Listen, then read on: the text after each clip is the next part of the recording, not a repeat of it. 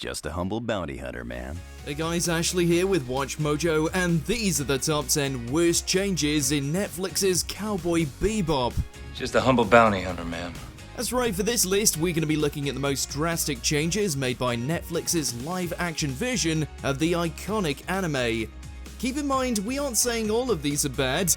Well, okay, most of them are really bad, but the main point being they're a blatant contrast from the original. Which alteration did you find the most dumbfounding? Let us know in those comments below. And of course, if there's another live-action anime adaptation you want us to do a comparison video of, just head over to my Twitter at AshJBo and let me know. Number 10. Side character switch-ups. We're taking time here to highlight some of the more minor but still noticeable changes made to some secondary characters.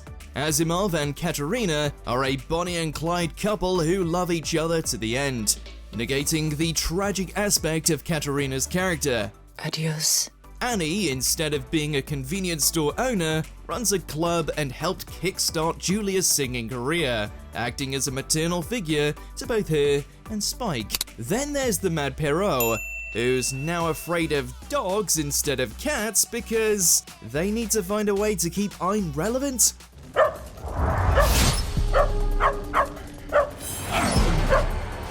Number 9. Mama Matsumoto. One of the biggest reasons for Faye's lack of trust in people is due to the slimy deeds of one Whitney Haggis Matsumoto, a con man who pretended to love her before saddling her with debt. I'm Whitney Haggis Matsumoto, your lawyer. Lawyer? When the Netflix series introduces Matsumoto, their relationship with Faye is similarly sour, save for one key difference. Whitney is a woman who pretended to be Faye's mother. Hello, darling. Miss me? Gender swapping aside, what really dampens the impact here is that by the episode's end, Matsumoto and Faye have carved out something of a familial bond, and as such does away with the bitterness that formed such a vital foundation of Faye's character. Bye, Mom!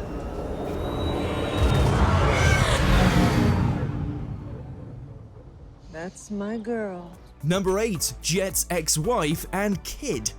Credit to Mustafa Shakir, because he is acting his ass off in every scene he's in, and probably comes the closest to embodying his character. Unfortunately, his version of Jet Black has to deal with some rather unexpected and unneeded baggage, an ex-wife who's now shacked up with one of his former co-workers, and a daughter he never gets to see. I'll be damned, Jet. Didn't think you were gonna make it. There I am. Oh, hey, where'd you get that dog? This is a subplot that runs throughout a staggering number of episodes. I'm the sun, the center of our solar system. Yeah, sure, baby. It wouldn't be so bad if Jet's whole deal wasn't about how he could never have a normal life, how his choices and mentality wouldn't allow him to go further than the occasional what if. As a result, their presence is more of a distraction than anything of substance. You must be married. No, just wandering around with some weirdos. Number 7. Gren. One of the most important side characters in all of Bebop, Gren's sorrowful tale enriched the series in a myriad of ways. A soldier seeking to return to the battlefield, betrayed by the man who he once thought a comrade. We were comrades. A confidant of Julia who gives Spike hope that he may find his lost love again, and someone whose body was altered due to being forcibly given experimental drugs. And then she would smile. Oh, what a smile.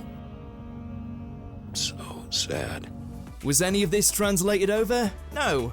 Instead, they just work as Anna's right hand, given nothing to do except make quippy comments. Pretty far from the Jupiter Jazz we'd been hoping for. You're a fun one, aren't you? Number 6. Fearless. Surprise, Spike isn't really Spike. Well, sort of. In a bid to put more meaning behind having a character named Vicious, the showrunners obviously decided that during his time with the Syndicate, Spike must have also have had a crazy adjective for a name. I'm fearless.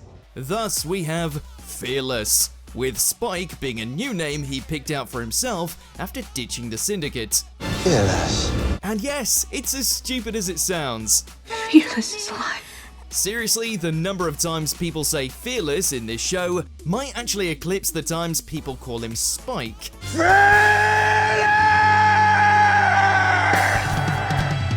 Number 5. Excessive nudity. Bebop is no stranger to mature themes, even sensual ones, but it never ever glorified them. The same can't be said for the Netflix series because, yeah, these people are horny all the bloody time.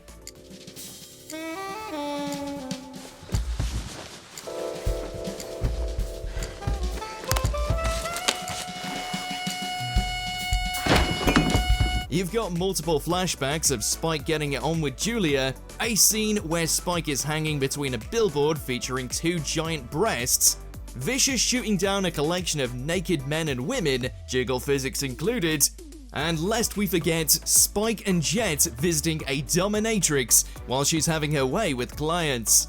We didn't think the day would come when the words bukkake and Cowboy Bebop were used in the same sentence, but here we are. I'm already late for my midnight bukkake, and I still have 2 horny fat boys waiting to be tied like baby calves at the rodeo. Number 4, Ed, or lack thereof. When trailers and clips first started making the rounds, it became worryingly clear that the 4th member of the Bebop crew appeared to be absent. I finally remember where it is that I belong. You belong. And that's somewhat true.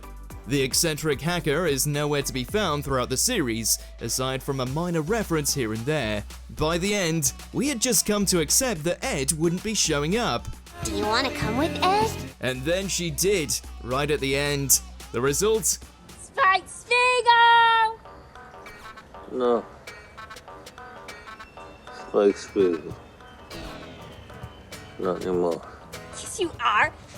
You're Spike, Cowboy Bounty Hunter for hire. Wake up! I have a job for you.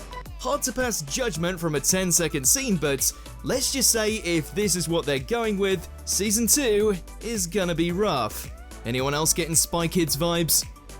Number 3, Faye effing Valentine. Ha, and you thought her costume was the biggest thing to get upset over? To be fair, they do make an attempt at bringing up Faye's amnesia and desire to seek out her forgotten past, but then you've got everything else. Hold on to your horses. Appearing right off the bat in episode 1, we soon learn the following. This version of Faye swears like a sailor, has no gambling problem to speak of, is not a con artist, is outrageously horny. I'm into butts or boobs, like bubble butts. Bubble butts are nice. Not as nice as these little rascals. Yeah, I'm a boo gal. Has 0 femme fatale qualities, and hooks up with women that she's known for about 30 seconds. It's a radical departure that confuses Sassy for, well, whatever the hell this is. Welcome to the ads, mother. Number 2, Vicious is a little bitch. You'd think having Spike's nemesis appear constantly throughout the series would undo all the mystique and terror that the original was known for, and you'd be right. But that is far from the worst thing about this interpretation of the iconic villain. Kill. Spike. Spiegel. This version of Vicious is a brat with major daddy issues and is obsessed with Julia and Spike in a way that comes across as pathetic as opposed to terrifying. You were supposed to love me! I was supposed to end you. Then there's the facial expressions. Oh sweet merciful Watanabe, the facial expressions. Now those will make you cry tears of scarlet. Before we get to our number 1 pick, please enjoy these rather exquisite examples of dialogue from Netflix's version of Cowboy Bebop. You just touched my mother's boobs. You'll never know true power until you've tasted the testicles of a man who's wronged you. The elders will swear a death note. Sounds to me like blackmail. You're damn right it is, because Jet, you are black and you are male. Before we continue, be sure to subscribe to our channel and ring the bell to get notified about our latest videos. You have the option to be notified for occasional videos or all of them. If you're on your phone, make sure to go into your settings and switch on notifications. Number 1. Julia is the villain. You heard that right. Granted, the show had already demonstrated more than a few pitfalls with Julia's character. What with her not being on the run, but rather staying with Vicious as his wife, though still pining for Spike.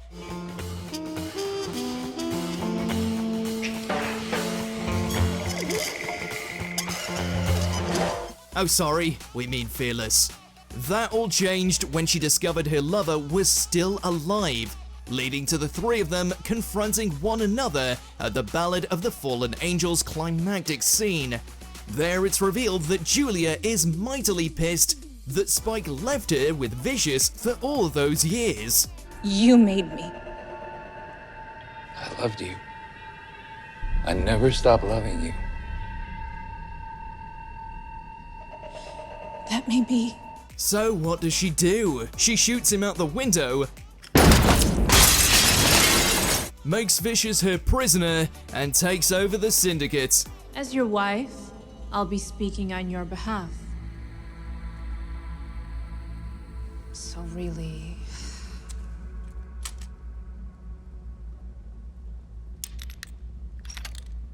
I don't think we need you at all. Oh, God. Anyone else feeling those real folk blues? Do you agree with our picks? Check out this other recent clip from WatchMojo and be sure to subscribe and ring the bell to be notified about our latest videos.